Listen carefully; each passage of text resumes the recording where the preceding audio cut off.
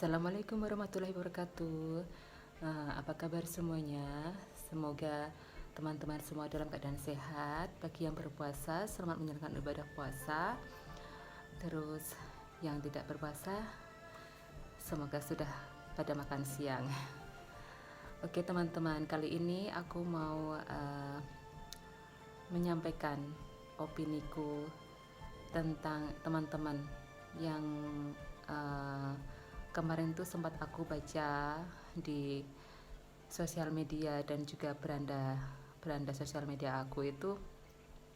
Ini kan aku tinggal di Turki ya teman-teman. Terus aku tuh melihat ada teman-teman yang mau bekerja di Turki, tapi mereka itu kayak terlantar gitu karena alasannya mereka itu ini datang ke Turki itu tidak dengan visa kerja, padahal mereka ingin kerja.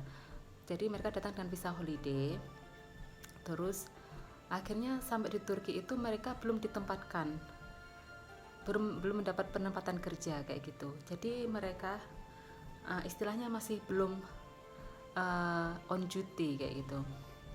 Jadi aku di sini turut prihatin gitu ya, karena kemarin aku sempat lihat juga itu ada kayak apa sih sidak ya di MES, salah satu agensi penempatan calon tenaga kerja di Jakarta kayak gitu. Jadi di situ ada calon PMI di sana yang masih menunggu diberangkatkan kayak gitu. Terus yang aku turut prihatin juga itu mereka katanya sudah ini membayar biaya kayak gitu ke PT tersebut kayak gitu. Jadi karena aku mau share kayak gini teman-teman, karena aku sendiri pernah mengalami, aku ada pengalaman, tapi ini pengalaman 10 tahun yang lalu. Jadi tahun 2011 itu waktu pertama kali aku mau keluar negeri untuk bekerja ya, bukan untuk liburan, ke Turki juga gitu. Jadi karena aku sama teman-teman itu berangkat lewat agensi juga gitu, kita juga diberangkatkan tidak pakai visa kerja gitu. Jadi kita cuma datang ke Turki itu dengan visa on arrival kayak gitu. Terus ternyata pas kita sudah mulai kerja, paspor kita ditahan sama bos kita. Pas kita menanyakan apakah kita sudah dibuatkan izin kerja, mereka bilang cuma iya, tapi ternyata tidak teman-teman. Jadi kita kerja tanpa visa kerja, tanpa izin kerja di Turki itu, akhirnya apa yang terjadi? Setelah jalan 4 bulan, kita tertangkap. Dan akhirnya apa? Kita dideportasi dan kita mendapatkan sanksi temporary ban selama 5 tahun. Jadi bisa dilihat ya ini teman-teman, kalau memang dari awal itu sudah tidak baik, itu memang endingnya nanti juga tidak baik kayak gitu.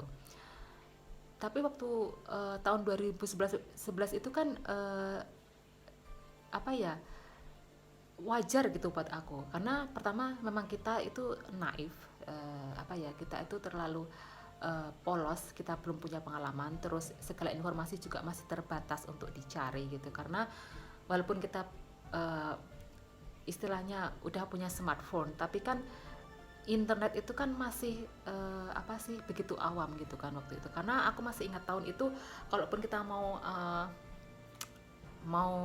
agak apa sih banyak main internet, kita ke warnet teman-teman gitu. Tapi untuk saat ini tahun 2021 ini kan setiap orang sudah megang smartphone, terus segala informasi itu bisa diakses dengan mudah gitu. Jadi apa ya, ada baiknya kalau misalkan ada teman-teman yang mau kerja ke luar negeri itu memang search dulu atau browsing dulu segala informasi yang benar-benar valid gitu. Jadi syarat-syarat apa aja yang diperlukan kalau teman-teman tuh mau kerja ke luar negeri. Jangan mudah terayu, terbujuk dengan janji-janji manis para agensi, karena saya yakin banyak sekali agensi-agensi di Indonesia yang menawarkan janji-janji manis, tapi mereka belum tentu amanah atau bertanggung jawab gitu, yang bisa menempatkan kita kerja ke luar negeri secara legal itu teman-teman. Saya bisa bicara begini karena saya mengalami sendiri gitu, pengalaman pahit kayak gitu. Tapi karena saya sudah mendapatkan pengalaman pahit kayak gitu, akhirnya next step ketika saya mau berangkat kerja ke luar negeri lagi, saya sudah tahu, saya cari agensi yang benar-benar bertanggung jawab gitu, yang bisa memberangkatkan saya uh, kerja legal kayak gitu. Nah, di mana saya tahu kalau saya benar bisa kerja legal? Ya, kita mau kerja ya secara ini intinya kita harus punya visa kerja gitu. Nah, visa kerja ini yang harus kita urus sebelum kita berangkat gitu. Nah, untuk mengurus visa kerja sendiri aja itu butuh proses kan, tahu sendiri kan teman-teman, karena banyak sekali surat-surat yang dibutuhkan oleh kedutaan negara tersebut gitu untuk mengeluarkan visa kerja buat kita gitu. Salah satunya kita harus ngurus SKCK. Itu untuk kerja itu minimal di Polda. Minimal ya. Polsek sama Polres itu tidak bisa, paling enggak dari Polda. Terus medical check up. Nah, medical check up ini itu kan tergantung dari negara tujuan dan perusahaan tersebut yang akan memperkerjakan kita gitu. Terus surat kontrak kerja dari perusahaan yang akan memperkerjakan kita kayak gitu.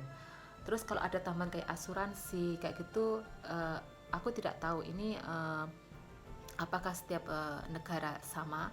Tapi pengalaman aku memang yang waktu aku ke Turki itu memang mereka membutuhkan asuransi gitu. Tapi saya memang sudah punya asuransi dari BNI kayak gitu.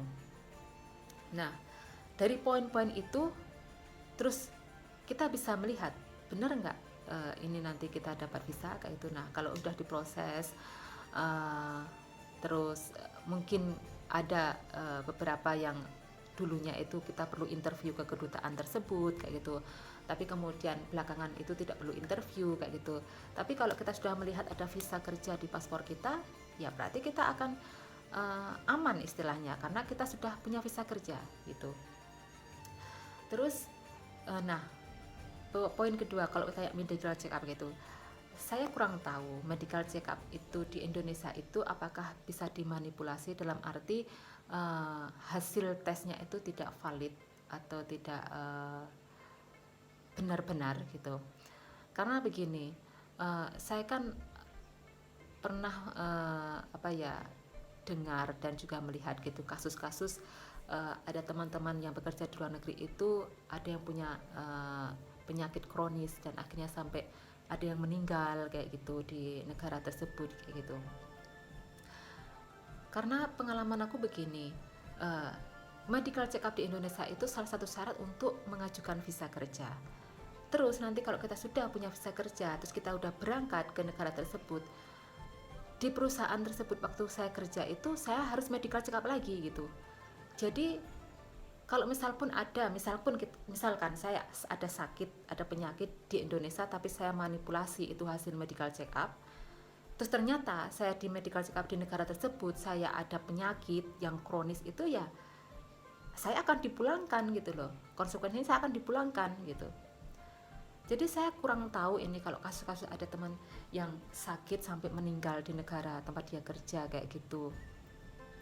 Itu ya sangat disayangkan sekali gitu. Karena apa? Ya saya ngerti teman-teman ingin mengadu nasib, pengen bekerja untuk mendapatkan uang yang lebih di luar negeri kayak gitu. Tapi kan kita meninggalkan keluarga.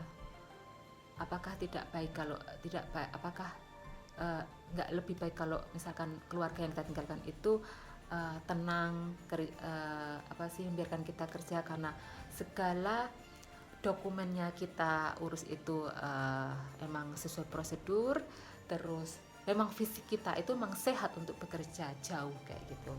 Terus nanti kita kalau udah selesai kontrak kerja kita pulang, ketemu dengan keluarga, kita punya uang untuk misalkan kita mau bikin usaha di rumah kayak gitu.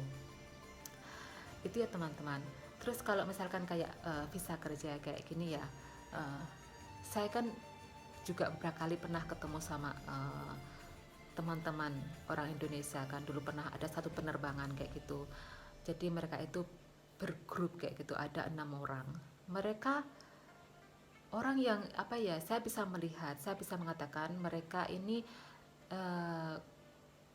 belum punya pengalaman karena paspor mereka masih baru. Dan ketika saya tanya sudah punya visa kerja, mereka tidak bisa menunjukkan apa-apa gitu loh. Saya sangat kasihan gitu. Mereka cuma tanya bilang nanti sampai di bandara negara tujuan mereka akan dijemput gitu. Sedangkan mereka sendiri tidak tahu siapa yang akan menjemput gitu loh. aku sangat ini prihatin gitu loh. Maksudnya agensi-agensi itu yang tidak bertanggung jawab, yang asal mereka bisa mendapatkan uang dari calon-calon tenaga kerja kayak gitu, tapi akhirnya apa yang mereka lakukan itu ya saya pikir nggak akan berkah gitu loh teman-teman. Terus ada lagi yang waktu saya di Bahrain ya, itu ada lagi orang Indonesia juga, dia kabur dari majikannya, jadi dia itu kerja di rumah tangga kayak gitu ya. Uh, Terus dia mungkin diperlakukan secara tidak manusiawi di tempat dia kerja, dia kabur. Ya akhirnya apa yang bisa saya lakukan, ya saya cuma bisa ngasih nomor telepon kedutaan. Uh, ini nomor telepon kedutaan, teteh bisa telepon aja ke sana minta bantuan pihak kedutaan, mungkin pihak kedutaan lebih tahu apa yang seharusnya teteh lakukan kayak gitu. Jadi gitu ya teman-teman. Pesan aku buat teman-teman yang sekarang masih di Indonesia yang berpikiran untuk bekerja ke luar negeri, uh, please hati-hati untuk mencari agensi yang akan memberangkatkan teman-teman. Cek dan dicek dulu, banyak-banyak cari informasi gitu ya, entah itu di Google atau di sosial media kayak gitu. uh, jadi itu aja pesanku uh, untuk teman-teman, semoga ada manfaatnya, dan semoga untuk teman-teman yang masih bekerja di luar negeri dalam keadaan yang baik-baik saja, lancar pekerjaannya.